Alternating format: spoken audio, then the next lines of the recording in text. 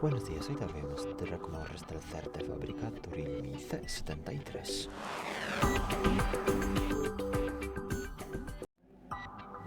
Para eso hay que acceder a la aplicación Configuración y luego de la lista de aquí seleccionar la pestaña del Sistema, una de las últimas de aquí. Luego aquí seleccionamos la opción Restablecer teléfono, la última de la lista, y pulsamos aquí la opción roja borrar todos los datos.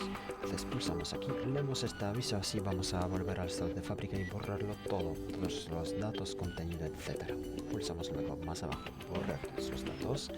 También aquí, en este paso, si tienes un PIN patrón de contraseña activado, hay que confirmarlo para confirmar el formateo y luego pulsamos borrar todos los datos otra vez y esperamos un poquito.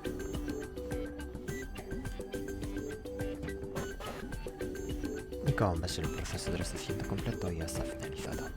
Ya puedes configurar tu REALME desde cero. Muchas gracias por ver el vídeo, te comentario abajo, suscríbete al canal. Hasta luego.